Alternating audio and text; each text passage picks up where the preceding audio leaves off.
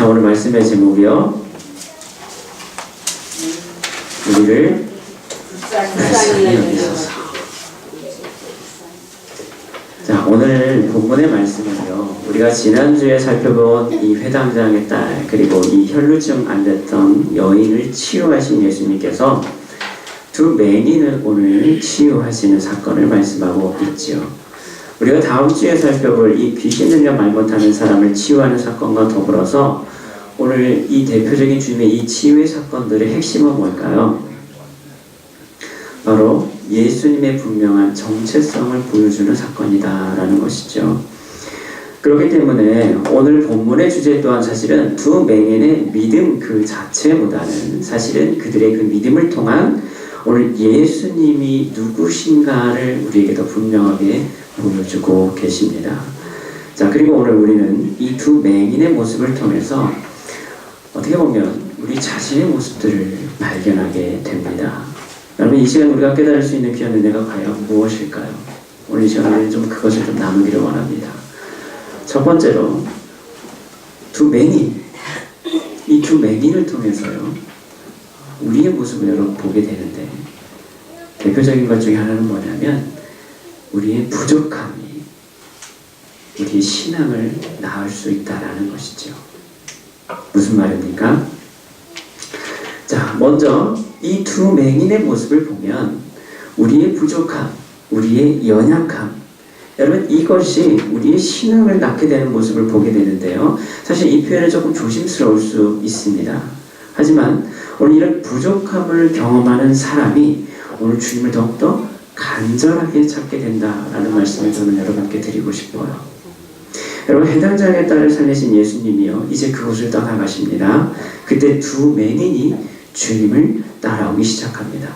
그냥 따라오는 것이 아니라 어떻게 따라왔어요? 소리를 지르면서 따라옵니다. 적당히 따라오다가 마는 것이 아니라 그냥 어떻게 왔어요?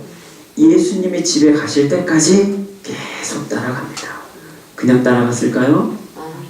소리 지르면서 계속 따라갔죠. 여러분, 그들은요, 앞을 볼 수 없는 맹인이죠.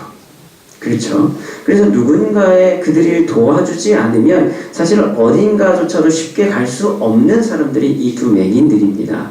심지어 수많은 무리에 둘러싸여 있는 예수님께 가까이 더군다나 이동하시는 그 주님을 지속적으로 계속 따라갈 수 있다는 것, 그것은 그들에게 있어서는 결코 쉽지 않은 일이었을 것입니다. 그럼에도 불구하고 그들은 끝까지 그 주님을 따라갑니다. 여러분, 왜 그랬을까요? 이유는 분명하죠. 그렇죠. 그들이 분명히 원하는 게 있었기 때문입니다. 절대적으로 자기들이 이루고 싶어하는 소망이 그들에게는 있었다는 거예요. 사람의 힘으로는 어떻게 할 수 없는, 그래서 주님의 전적인 긍휼과 자비가 없이는 절대로 그 문제를 해결할 수 없는 자기들의 평생의 소원이 있었던 사람들이죠. 그 간절함이, 그 부족함에 대한 그들의 염원이 오늘 끝까지 주님을 따르게 합니다. 그리고 주님에게 소리 지르게 하지요. 주님께 불쌍히 여겨달라고 하는 여러분 절규에 가까운 외침을 그들은 멈출 수 없었던 것입니다. 여러분, 그게 이 맹인됨의 심정이잖아요. 그런데 여러분 보세요. 팔레스타인 지방은요, 여러분 기온적으로 보면 굉장히 뜨거운 햇빛, 낮에, 그렇죠? 그러면서 지속적인 여러분 이 먼지 이런 것들로 인해서 그 당시에 굉장히 눈병이 흔했다라는 거예요. 그러니까 눈의 질환들도 많았고, 그러니까 맹인들도 많았다라는 거예요. 또한 앞을 보지 못하는 그 사람들에 대해서 대부분 사람들의 인식이 어땠어요? 죄 때문이다 라고 생각을 했다라는 거예요.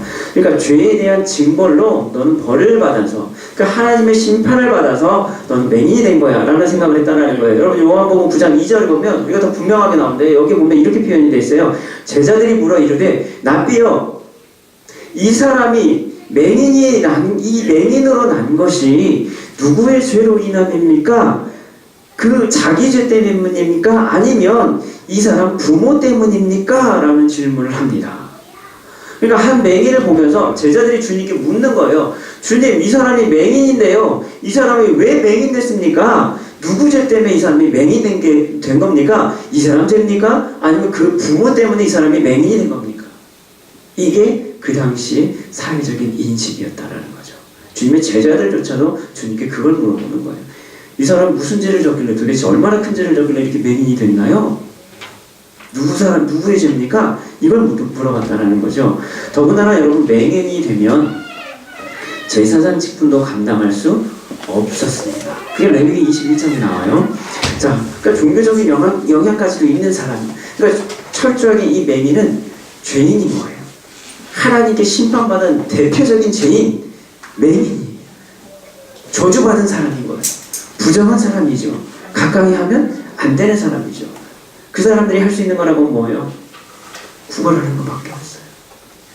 할 수 있는 게 아무것도 없었던 존재였다라는 거예요.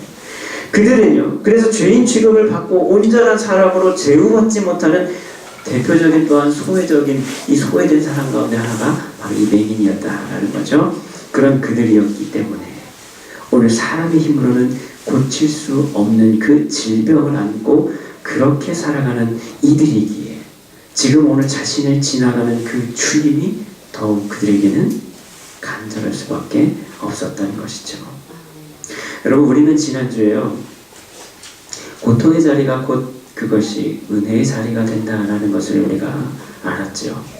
지금 이들의 맹인됨의 상황, 그것은 그들을 지금 뭐예요? 견딜 수 없는 그 상황 자체는 고난의 자리였다라는 것이죠. 하지만 그것이 더욱 그들이 간절하게 주님을 찾게 하는 이유가 되기도 했습니다. 주님이 아니면 할 수 없다는.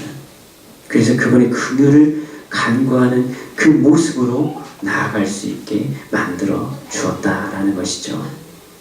혹시나 여러분, 우리는 오늘 이 두 맹인과 같은 상황이 아님에 대해서 여러분 감사하신 적이 있으신가요?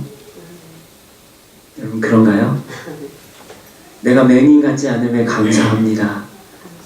내가 이 사람처럼 아프지 않음에 대해서 감사합니다. 아멘인가요? 그런가요, 정말? 그렇다면 여러분, 우리는요, 그렇게 그만큼 그 사람처럼 주님의 긍휼을 여러분 구하고 계십니까? 구하고 계세요? 여러분, 잘 한번 생각해 보세요. 어떤 게 정말 더 축복일까? 내가 맹인되지 않음에 대해서 감사하는 것, 여러분, 이것이 축복일까? 내가 맹인됨으로 인해서 주님을 더 간절하게 사모할 수 있게 된다면 여러분, 어느 게 더 축복일까요? 곤란하죠? 어렵죠? 과연 무엇이 더 축복일까? 내가 그들만큼의 간절함을 가지고 주님을 지금 바라보고 있느냐? 여러분, 이 문제를 우리가 한번 생각해 볼 필요가 있다는 거죠. 사랑하는 기쁘들께 은혜 성도 여러분, 마가복음 8장 18절에서요, 주님은요, 오병이어의 기적을 체험하고도 떡이 없는 것에 대해서 이렇게 지금 걱정하고 있는 제자들에게 주님께서 이렇게 말씀하십니다. 너희가 눈이 있어도 보지 못하며 귀가 있어도 듣지 못하느냐, 또 기억하지 못하느냐. 여러분, 이렇게 책망하시는 장면이 나옵니다. 육신의 눈으로 보는 것이 전부가 아니다라는 것이죠. 육신의 눈으로만 우리가 보는 것, 그것은 오히려 우리의 영적인 것을 보지 못하게 만들 수도 있습니다. 요한복음 9장 38절로 41절에서도 주님은 이렇게 말씀합니다. 내가 심판으로 이 세상에 왔나니 보지 못하는 자들을 보게 하고 보는 자들은 맹인이 되게 하려 함이라. 이렇게 말씀하시면서요, 바리새인들에게 또 이렇게 주님 말씀하십니다. 너희가 맹인이 되었더라면 죄가 없으려니와 본다고 하니 너희 죄가 그대로 있느니라. 여러분, 그렇습니다. 여전히 영적인 것을 보지 못하고 육적인 눈으로 세상을 바라보면서 만족하면서 살아가는 대표적인 오늘 우리가 얘기하는 바리새인과 같은 자기 의에 가득 찬 사람들, 그러한 삶을 사는 우리는 여러분, 주님의 만지심과 치유가 필요한, 그래서 우리는 불쌍한 자들입니다. 누가요? 나예요. 나는 오늘도 주님의 여러분 긍휼하심이 필요한 존재입니다. 그게 나예요. 그렇지 않나요? 납니다. 우리는 지금도 주님의 그 긍휼이 필요한 불쌍한 자들이다.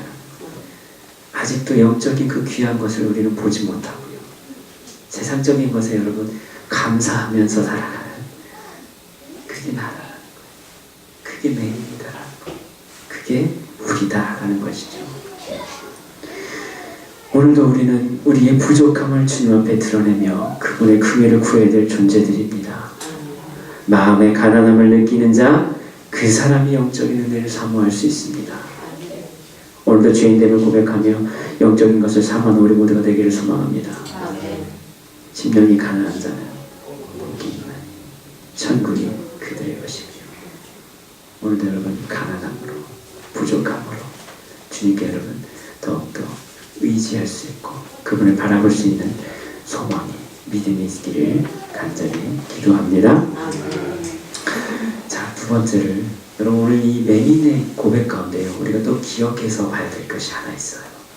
그것은 뭐냐면 오늘 이 맹인들이 주님께 소리 지르잖아요. 뭐라고 소리 지르죠? 다윗의 자손이에요. 우리를 불쌍히 여기소서. 다윗의 자손이요. 여러분 다윗의 자손이 무슨 뜻일까요? 다윗의 자손이요.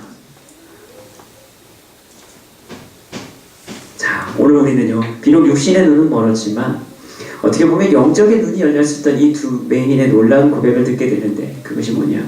다윗의 자손이에요. 여러분 이 고백은요, 마태복음에서는 사실 굉장히 중요하게 다루는 주제입니다. 다윗의 자손이요. 별거 아닐 것 같죠? 그냥 다윗의 후손이요 정도밖에 안 되는 것 같잖아요. 그렇죠? 근데 여러분 이것이 굉장히 중요한 주제 가운데 하나라는 거예요. 마태는요, 마태복음 1장 1절에서 벌써 이미 이것을 이야기하고 시작합니다. 여러분 이미 1장 1절에서 뭐라고 고백하고 있죠? 아브라함과 다윗의 자손 예수 그리스도의 계보라.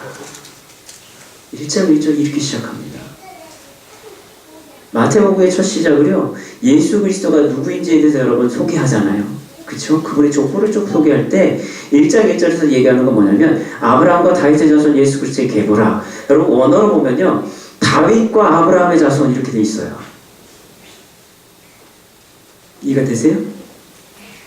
다윗과 아브라함의 자손 예수 그리스도의 계보라. 다윗이 앞에 나와요. 사실은 아브라함보다. 그러면서 오늘 마태는요, 이 두 맹인의 고백을 통해서 오늘 다시 그것을 보여줘요. 다윗의 자손. 다윗의 자손. 이게 왜 중요할까요? 여러분 그래서 우리가 자주 인용하는 우리 장재민 목사님의 이 책을 통해서 보면 이 부분에 대해서 이렇게 설명하고 계세요. 이분이 히브리 역사, 이 문화에 대해서 굉장히 정통하신, 공부를 많이 하신 분이라 이 유대인들이 그것을 어떻게 바라보는지 그들의 문화적 관점에서 이것들을 많이 설명을 하고 있는데요. 그래서 장재민 목사님이 이 부분에 대해서 이렇게 설명하시는 거예요. 뭐냐면 전통적으로 여러분 우리가 잘 알다시피 이사야 11장의 말씀은 에덴 동산, 그것을 묘사하는 것을 이해합니다. 그런데 이 평화의 나라, 그 하나님의 나라를 다시 가져올 자, 그가 누구예요? 다윗의 자손이다 라고 이야기를 합니다. 이사야서 11장 1절에 보면 이렇게 말씀해요. 이새의 줄기에서 한 싹이 나며 그 뿌리에서 한 가지가 나서 결실할 것이요. 그러니까 여러분 그 나라, 하나님이 보여주시는 그 여러분 완성된 여러분 궁극적 이 에덴으로 상징되는 천국, 하나님의 나라, 그것을 가져올 자가 누구라고요? 이새에서 난, 이새의 줄기에서 한 싹이 나며 다윗의 자손이다라는 이야기죠. 여러분 이 표현을 지금 하고 있어요. 이사야서 35장 5절로 6절 말씀 보면 또 이렇게 말씀합니다. 그때 소경이 눈이 밝을 것이며 귀머거리에 귀가 열릴 것이며, 여러분 다음 주에 보게 될 것이 뭡니까? 귀신 들렸던 자, 그래서 듣지 못했던 자가 듣게 되는 것, 말하게 되는 것. 여러분 지금 이 내용도 연결이 되잖아요. 달리 말하면 뭡니까? 그것은 메시아가 이 땅에 오실 때 나타날 표적이다라는 거예요. 그렇죠? 그러니까 하나님의 나라를 가져올 자, 그래서 이 땅 가운데 그 하나님의 나라, 이 메시아로 오셔서 이 땅 가운데 그분이 보여주신 그 표적, 소경이 눈을 뜨고 귀머거리가 듣게 되고, 이것은 누가 할 일이에요? 메시아가 할 일인데 그 메시아는 누구의 뿌리? 다윗의 자손입니다. 이게 구약적 개념이에요. 그래서 유대인들은 뭐예요? 당연히 이걸 알고 있죠. 이해가 되세요? 자, 그렇기 때문에 다윗의 자손이라는 이 표현은요, 그래서 단순히 다윗의 혈통만을 지금 의미하는 것이 아니라 오늘 이 예언서에 예언된 대로 이 세상의 모든 질병과 아픔을 고침을 통해서 오늘 하나님이 창조하셨던 그 원래 에덴 동산을 다시금 회복시켜 주시는 메시아로서의 다윗의 자손을 의미하는 것이다 라고 이렇게 설명을 합니다. 그리고 당연히 유대인들은 메시아면 다윗의 자손이 맞는 거예요. 그러니까 다윗의 자손은 곧 뭐예요? 메시아예요. 같은 의미예요. 동의어로 쓰이고 있다는 것입니다. 여러분, 히브리인들은 그래서 이미 다윗의 자손이라는 그 고백 속에 담긴 의미를 알고 있었다는 거예요. 여러분, 이렇게 볼 때 오늘 두 맹인의 고백은 우리가 분명히 주목해 볼 필요가 있다는 것입니다. 비록 그들의 육신의 눈은 지금 멀어 있지만 오늘 다른 사람들이 보지 못했던 더 좋은 증거, 즉 예수님이 의사를 필요로 하는 사람들을 위해서 이 땅에 오셨다는 것. 그러니까 예수가 의사를 필요로 하는 사람들, 그러니까 그분의 도움을 필요로 하는 사람들을 위해서 이 땅에 오셨다는 사실을 그들은 분명히 알고 있었다는, 이게 맹인의 고백이었다는 거예요. 다윗의 자손이여 라는 표현할 수 있었다는 것은, 그래서 다른 말로 하면 뭡니까? 당신이 메시아입니다. 이거는 인정하는 고백이었다는 거예요. 당신이 메시아입니다. 다윗의 자손이요. 여러분, 맹인의 고백은 바로 이런 고백이 있었다는 거죠. 여러분, 내 성경 이 전체에 걸쳐서 오늘 예수 그리스도가 그분이 우리의 메시아이심을 분명히 밝히고 있죠. 여러분, 이미 우리는 다 배워서 알고 있잖아요. 그렇죠? 이미 우리는 알아요. 성경을 다 배웠기 때문에 알아요. 그런데 마태가, 여러분, 이 마태복음이 쓰여질 당시를 보면 예수님이 누구신가에 대해서 뭐예요? 전해야 됐잖아요. 증거해야 됐잖아요. 그 증거를 오늘 누구를 통해서? 이 두 맹인을 통해서 지금 보여주고 있는 것이죠. 그분이 누구시다? 메시아이십니다. 여러분, 이걸 보여주고 있다는 거예요. 오늘 마태는요, 그래서 바리새인과 서기관들조차 보지 못하는 그 진리를 이 두 맹인을 통해서 증거하고 있는 겁니다. 두 사람의 등장은 그래서 마태가 자주 사용하는 방법이죠. 여러분, 특별히 마태복음에 보면 우리가 앞에서도 지금 봤지만 두 명씩 계속 나와요. 그렇죠? 두 사람, 이 귀신 들렸던, 군대 귀신 들렸던 이 두 사람 이야기도 나오고요. 그렇죠? 오늘 여기서도요, 두 맹인이 나와요. 그렇죠? 한 명만 나와도 될 텐데 두 명이 나와요. 두 명씩 이렇게 주로 반복돼서 나오는 것을 우리가 보게 됩니다. 왜요? 마태가 주로 지금 사용하는 방법 가운데 하나였다라는 거예요. 무슨 말입니까? 둘 증인, 그것은 율법적으로는 뭐예요? 증인됨을 인정받는 법적 효력이 있다라는 거예요. 그래서 어떤 학자는요, 지금 마태는 두 맹인들을 통해서 지도자들과 대비되는 하나님의 부르심에 바르게 반응하는 진정한 이스라엘을 대표함을 보여주고 있다라고 이렇게까지 말하기도 했습니다. 그러니까 이 맹인들은 뭐 하는 사람들이에요? 지금 그들과 반대되는 위치에 있는, 여러분, 우리가 바리새인과 서기관으로 대표되는 이 지도자들, 그들과 뭐예요? 대비되는, 정말 진짜 이스라엘 백성을 대표하는 대표성을 가진 맹인들 모습을 어떤 학자는 그렇게까지도 설명하고 있다는 거예요. 그러니까 여러분, 이 유대인들의 관점에서 보면 말도 안 되는 거죠. 태어나서부터 뭐예요? 하나님의 저주를 받아서, 여러분, 지금 맹인인 사람들이에요. 죄 때문에 지금 여러분, 지금 이 장인, 이 맹인이 된 사람들이에요. 그러니까 이 사람들이 이스라엘 대표가 될 수 있다는 거는 말도 안 되는 일이죠. 그런데 오늘 마태는 그들을 통해서 예수 그리스도가 누구심에 대해서 분명하게 증거함과 더불어서 진짜 지도자들이라고 했던 사람들과 철저하게 대비되는 모습을 보여주고 있다는 거예요. 여러분, 오늘 우리는요, 예수님이 참된 메시아이신 여러분 고백하고 계십니까? 아멘. 고백하시죠? 네. 예수님이 우리의 구주시죠? 아멘. 아멘? 여러분, 믿으십니까? 아멘. 예수님이 우리의 죄를 사해 주심을 믿으십니까? 아멘. 아멘? 아멘. 그 믿음을 여러분 고백하고 계십니까? 그분이 정말 우리의 가리워진 눈을 열어주시고 영적인 놀라운 비밀을 보게 하시고 우리를 영원한 그 천국으로 인도하실 선한 목자 되심을 여러분 고백하십니까? 아멘. 정말 고백하세요? 아멘. 자, 여러분 그 고백에 대해서 우리는 이제 세 번째를 여러분 확인해 볼 필요가 있어요. 그 세 번째는 뭐냐면 바로 이거예요. 내가 능히 이 일을 할 줄 믿느냐? 너희 믿음대로 되라. 그럼 오늘 이 말씀을 통해서 우리는요, 세 번째로 이것을 깨닫게 됩니다. 믿음은 분량이 아니라 유무의 문제다. 여러분 믿음 있으시다고 하셨죠? 있으시죠? 아멘. 아멘. 있으면 됐습니다. 많고 적음의 문제가 아니라 있냐 없냐의 문제다라는 거예요. 자, 이제 주님은요, 이 주님의 메시아 되심을 고백하는 우리에게 주님 우리에게 이렇게 물으시는 거예요. 내가 능히 이 일을 할 줄 믿느냐? 너는 내가 이 일을 할 줄 믿니? 주님의 오늘 이 말씀은 우리의 믿음을 확인하시는 질문이에요. 그런데 이 질문의 의도를 우리는 잘 살펴볼 필요가 있습니다. 자, 두 맹인이요, 주님께 외치면서 집까지 주님을 따라가죠. 그런데 주님은 그때까지 그들에게 아무런 반응을 보이지 않아요. 그렇죠? 자, 여러분 이 회당장의 집에서 여러분 이 소녀를 살리셨습니다. 자, 그리고 나서 이제 나와서 가시다가 누굴 만나요? 두 맹인을 만나죠. 그때부터 맹인들이 뭐예요? 주님을 쫓아가기 시작하죠.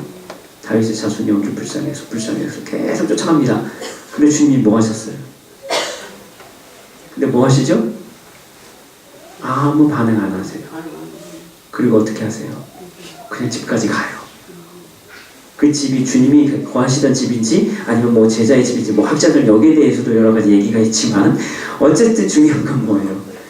집까지 가는 동안 한참이 좀 걸렸을 거라는 거예요. 그때 걸어갔으니까. 그렇죠? 그때까지 이 맹인들은 뭐예요? 계속 따라오면서 소리 지른 거잖아요.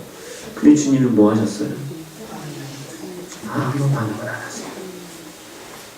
언제까지? 집에 갈 때까지. 여러분 좀 이상하지 않으세요? 왜 그러셨을까요? 왜 그러셨을까? 네, 그래서 여러분 이게 또 재밌어요. 그래서 학자들도요, 여기에 대해서 왜 그럴까? 많이 연구를 합니다. 그래서 몇 가지 의견들을 얘기를 해요. 대표적인 거 우리가 한 두 가지 정도만 얘기를 하면 이렇게 얘기하는 게 있어요. 먼저 주님께서 그들을 통해 자신이 드러나는 것을 피하시기 위해서였다라는 거예요. 하도 시끄럽게 떠들어대니까 여기서 그들을 고쳐주면 뭐예요? 더 시끌벅적 난리가 날 거 아니에요. 그렇죠? 그러니까 야, 좀 가만히 있어봐. 사람 없는 데 가서 좀 조용히 좀 해결하자. 그래가지고 이렇게 하셨다는 거예요. 그럴 수 있다라는 거예요. 또 하나는 뭐냐?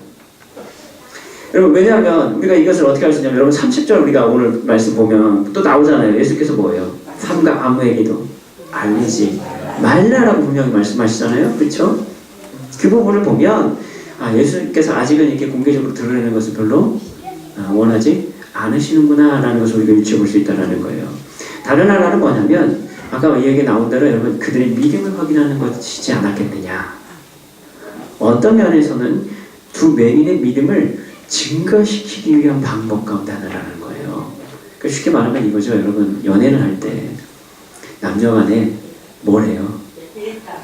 밀당을 잘해야 돼요. 그렇죠?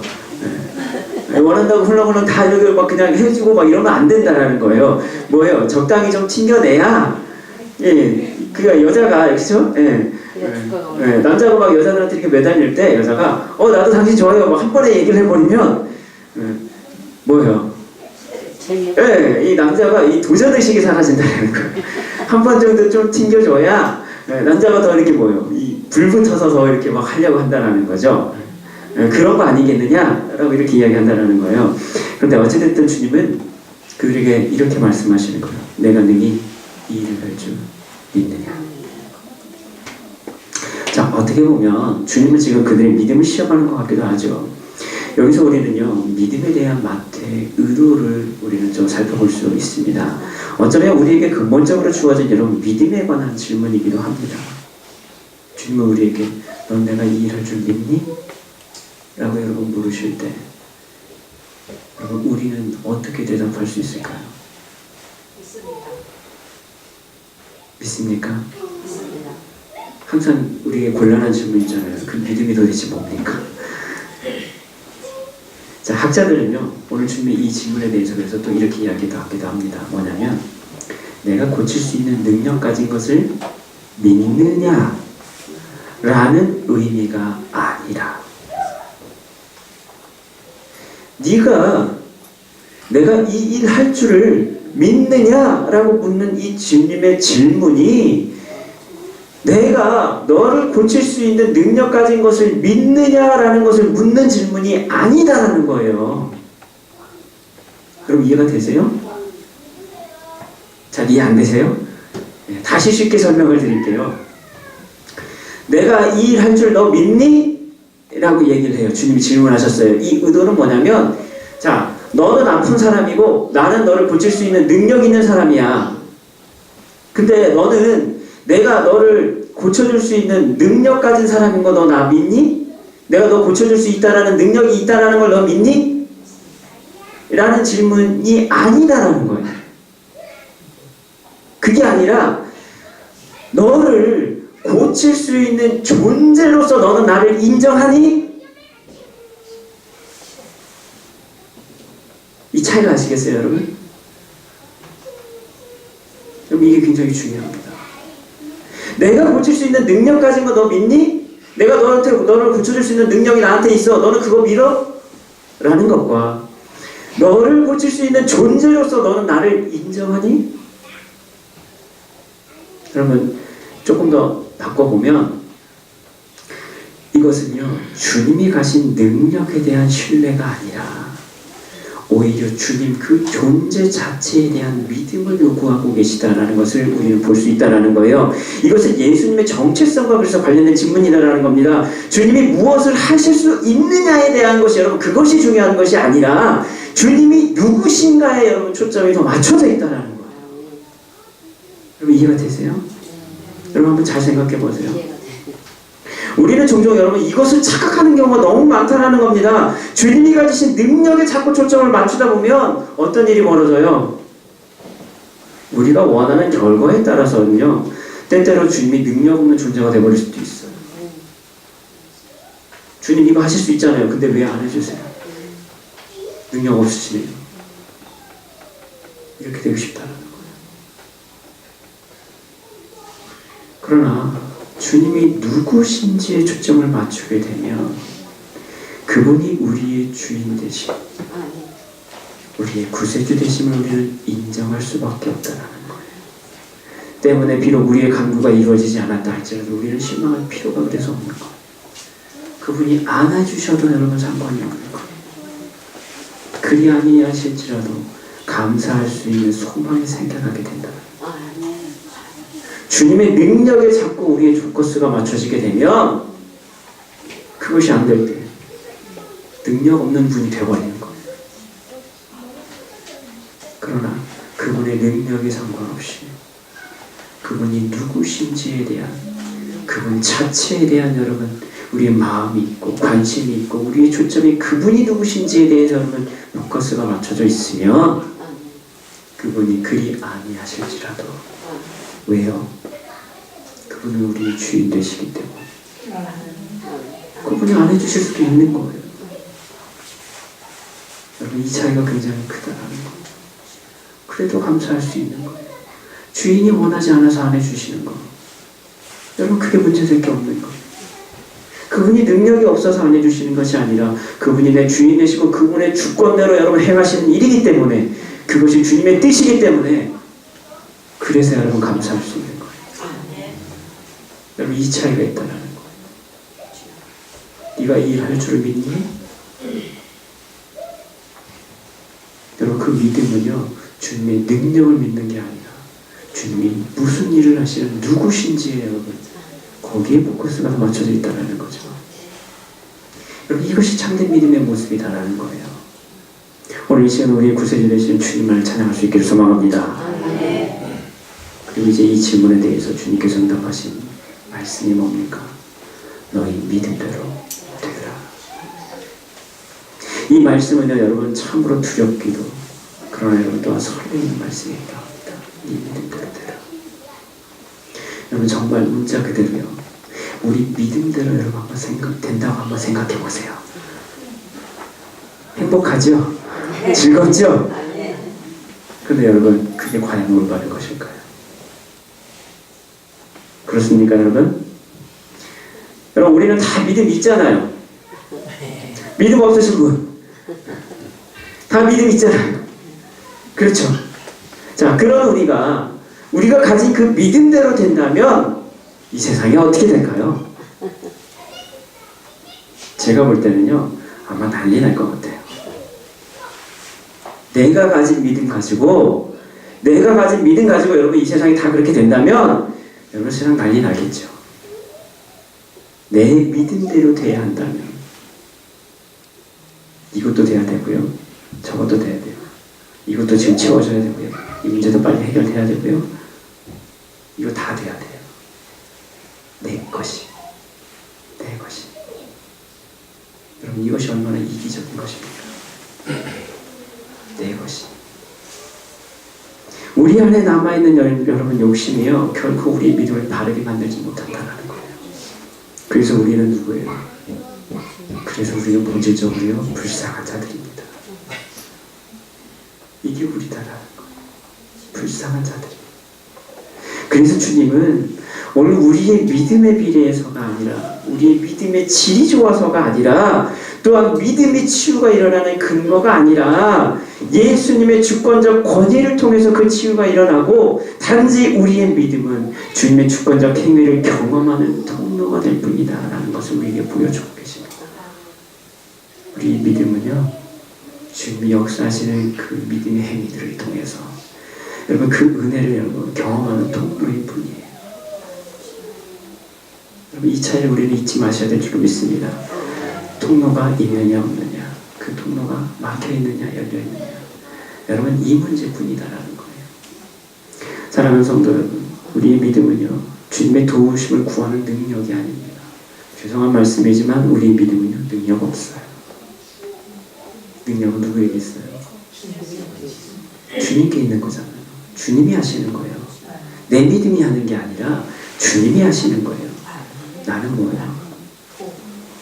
그냥 믿음은 주님이 하시는 그 일에 여러분 통로밖에 안 돼요. 연결해야 내가 그걸 경험하는 거고, 연결 안 되면 경험 못 하는 거예요. 내가 하는 게 아니라, 내 믿음이 그 일을 하는 게 아니라 주님이 역사하시는 그 여러분 능력, 행위를 우리는 내 믿음을 통해서 여러분 경험하는 것 뿐이다라는 거예요. 이 차이가 굉장히 크다라는 거예요. 믿음이 우리의 공로가 될 수 없다라는 겁니다. 여러분 우리의 믿음은요, 오늘 주님을 통해서 주어지는 것 뿐이에요. 그렇잖아요. 믿음은요, 주님과 관계예요. 그래서 신뢰인 거예요. 이것은 우리가 만들어낼 수 없는 거예요. 우리가 노력해서 만들어지는 게 아닙니다, 여러분. 죄송한 말씀이지만 우리 믿음조차도 사실 주님께서 우리에게 주신 거죠. 내가 갖고 싶어서 가져지는 게 아니라 주님이 주시는 거라는 거예요. 주님께서 오늘 십자가의 은혜를 통해서 우리에게 허락해 주셨기 때문에 우리에게 주어진 것이다라는 겁니다. 그래서 사도 바울은 믿음은 어디에서 난다고요? 뭘 들어야 돼요? 그리스도의 말씀을 들으면서 난다라고 말씀하고 있잖아요. 들어야지 나는 거예요. 내가 만드는 게 아니라. 들어야지 믿음이 주어지는 거예요. 믿음 여러분 생기고 싶으시죠? 큰 믿음 갖고 싶으시죠? 다른 방법이 없어요. 잘 들으셔야 돼요. 계속 들으셔야 돼요. 왜요? 내가 노력해서 단련할 수 있는 게 아니기 때문에 그래요. 주님이 주셔야 된다는 거예요. 우리의 믿음이 아니어도 주님은요, 여전히 일하실 수 있는 분이시죠. 지금도 일하고 계시잖아요. 다만 우리에게 믿음이 주어질 때 우리는 그 주님의 역사 가운데 여러분 참여하는 은혜를 누리게 된다는 겁니다. 오늘 주님은 우리를 그 믿음의 자리로 지금도 인도해 가고 계시다라는 거예요. 그게 때로는 고난의 자리가 될 수도 있어요. 고통의 자리가 될 수도 있어요. 그래서 여러분 거기가 은혜의 자리가 되는 거예요. 그 자리가 우리가 불쌍히 여김을 받아야 될 그 자리가 되는 것. 그 은혜가 있기에 오늘도 우리는 주님께 주님 우리 불쌍히 여겨주세요. 간구하며 나가는 거죠. 오늘 이 두 맹인은요 주님의 그 인도하심에 응답한 겁니다. 주님이 하시죠. 이 사실을 인정하고 오늘 주님의 말씀을 듣기를 여러분 즐겨하시기를 소망합니다. 지금도 우리는 이 고난과 고통의 자리에서 주님은 우리의 믿음을 세워가고 계십니다. 마지막 네 번째입니다. 오늘 주님은요 이 두 맹인들을 고쳐주시죠. 그리고 나서 또 이렇게 말씀합니다. 삼가 아무에게도 알리지 말라.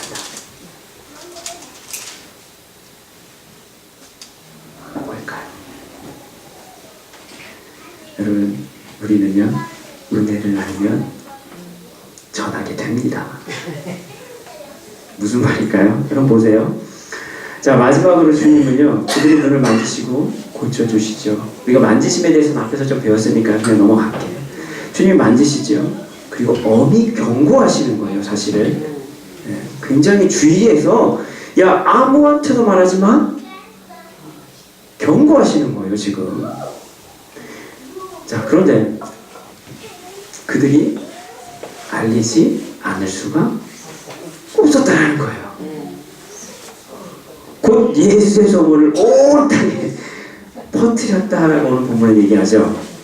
여러분 우리가 앞에서 보세요. 여러분 26절 9장 26절도 보세요. 그 소문이 그 온 땅에 퍼졌더라. 여러분 이것도 지금 마태가 자주 쓰는 표현입니다. 여러분 이것도 유념해서 볼 필요가 있어요. 지금 왜 마태가 이 표현을 계속 반복해서 쓰고 있는지를 보셔야 돼요. 이게 의미가 있기 때문에 그래요. 주님은 자꾸 뭐 하려고 해요? 숨기려고 하시는 거예요. 야 얘기하지 마. 조용히 해. 조용히 있어. 알리지 마. 계속 주님은 말씀하시는 거예요. 경고까지 하시는 거예요. 너 큰일 나. 하지 마. 하지 마. 하는데 이 사람들은 뭐예요? 에라 모르겠다. 여기 메시아가 있어요. 나는 고침받았어요. 안 알리려고 해도 자연스럽게 뭐예요? 지금 계속 예수의 소문이 온 땅에 퍼져나가게 됩니다. 왜 그랬을까요? 숨기시려는 지금 주님의 뜻에 반해서요 오히려 주님의 소문이 온 땅에 들어갑니다. 마태는 이 진술을 통해서 우리에게 또 보여주는 게 있다는 거예요. 그게 뭐냐면 그분의 사역 그리고 그분의 메시아 되심 그분이 누구신가를 지금 다시 보여주고 있는 거예요. 알리고 싶지 않아도 뭐예요? 알려질 수밖에 없다라는 거예요. 그게 예수님이었다는 거예요. 여러분 우리는 여기서요 굉장히 역설적인 거 하나를 또 보게 되죠. 자 여러분 우리는 주님 말씀이 어떻게 해야 돼요? 순종해야 되잖아요. 그렇죠. 오늘 주님은 분명히 뭐라고 말씀하세요? 알리지 말라. 자 그런데 오늘 두 맹인은 알리지 않을 수 없죠. 다른 말로 말하면 뭐예요? 지금 이 사람은 뭐하고 있어요? 불순종하고 있는 거예요 지금. 알리지 말라고 했는데 지금 뭐 더 알리고 있어요. 하지 말라는 거 꼭 골라서 하잖아요 우리처럼. 그쵸? 안 할 수가 없죠. 인간이 속성을 아시고 하지 말라고 하면 더 하는 거예요. 안 할 수가 없죠. 네. 아니, 자꾸 변명하지 마시고요. 하지 말라고 하셨잖아요. 그죠?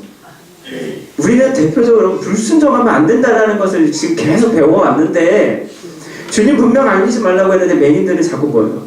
오히려 알리고 있는 거예요. 행위로 보면 불순종의 행위예요. 그렇잖아요. 우리 이 본문을 통해서 그럼 마태는 야 불순종하지 마 여러분 이걸 우리에게 말하고 싶은 건가? 아니다라는 거죠. 불순종 여러분 우리가 주님의 말씀을 불순종해야 된다 뭐 여러분 이 말도 아니잖아요. 그렇죠? 자 오히려 오늘 우리는요 이 믿을 수 없는 기적에 압도된 그들을 통해서 어떤 경고에도 여러분 그 침묵을 막을 수 없다는 것을 보게 되잖아요. 그렇죠? 주님은 알리지 말라고 했지만 안 알릴 수가 없는 거예요. 지금 이 상황이. 그렇습니다 여러분. 오늘 예수님을 만나면요 우리는 그분의 은혜를 체험하게 되면 우리는 오히려 침묵할 수가 없죠. 내가 여러분 말할 수 없는 은혜를 누렸는데 내가 그렇게 변화가 됐는데 내가 주님 만남에 대해서 여러분, 내가 그 주님을 통해서 여러분 주님을 자랑하고 싶어지지 않겠냐는, 알리고 싶어지지 않겠냐라는 거예요. 침묵할래야 오히려 할 수가 없다라는 거예요. 요즘 이제 저희가 평일날 또 이렇게 우리 권사님들하고 이렇게 지금 전도 이렇게 나가잖아요. 그래서 이제 김영희 권사님 또 이렇게 또 음식 막 해갖고 하고 나가고, 또 이게 권사님들도 이렇게 많이 도와주셔갖고 나가는데 재밌더라고요. 재밌어요, 그죠? 전도도 재밌는 거예요. 신나서 여러분 막 재밌어가지고요. 그렇게 해서 막 이렇게 막 먹을 거 퍼주고, 여러분 세상 사람들이 보면요 미친 짓이에요. 돈 받고 파는 것도 아니잖아요. 애쓰게 자기 돈 들여갖고 애쓰게 막 딱벌벌 하면서 요리해가지고 앞에 나가서 뭐요? 그냥 거저 막 퍼주는 거예요. 먹기 싫다는데 와서 먹고 가라고. 이게 제정신이 아닌 거죠. 그들이 볼 때는요, 막 뭔가 지금 원하는 게 있으니까 이렇게 생각을 하겠지만, 여러분 주는 입장에서는요, 죽어도 즐거운 거예요. 내 돈 들여서 내 시간 투자해서, 우리 권사님 또 무릎도 아프신데 한 1시간 2시간씩 서가지고 막 계속, 얼마나 힘든 일이에요. 근데요 재밌어요. 즐거워. 왜요? 왜 그렇죠? 하나님 일을 잘하니까요. 주님의 은혜를 경험했거든요. 누렸거든요. 누가 시켜서 했나요? 맛을 보니까 안 알릴 수가 없는 거예요. 좋은 거. 보여주고 싶은 거예요. 드러내고 싶은 거예요. 오늘 여러분 이 매일의 삶이 바로 그런 모습인 것을 우리가 보게 됩니다. 여러분 성령 체험을 한 제자들 결코 가만히 앉아있거나 숨어 있을 수 없었다는 거죠. 어디를 가나 주님을 자랑하게 됩니다. 심지어 죽음의 자리에서까지도 담대히 나가게 되죠. 여러분 이게 내 힘으로 되는 건가요? 억지로 한다고 되는 건가요? 여러분 이게 억지로 하는 거면요 시켜도 죽어도 안 해요. 그렇잖아요. 자, 오늘 점심 식사 이후에 여러분 다 전교회 전도 나가겠습니다. 그럼 꼭 도망가시는 분들이 생겨요. 그래서 제가 절대 안 시킵니다. 그러나 그 은혜를 맛보시면, 제가 굳이 전도하셔야 됩니다 얘기하지 않아도, 목사님 오늘 가서 전도할게요 하게 되죠. 믿음도 마찬가지죠. 내가 해서 하는 게 아니라 주님이 주시면 할 수 있다는 거죠. 여러분 그렇습니다. 은혜가 아니면 살 수 없는 우리들이 오늘 여러분 주님 만나고 구원의 감격을 누리는 삶을 살게 된 겁니다. 그 감격을 체험하는 사람, 그래서 그 사람은 여러분 전하지 않을 수 없다는 거예요.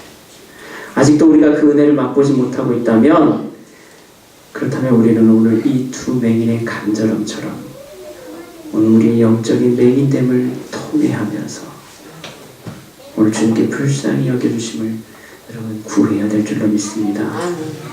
주님은 우리의 이 간구에 반드시 응답해 주실 것입니다. 믿음은 주님의 귀한 선물입니다.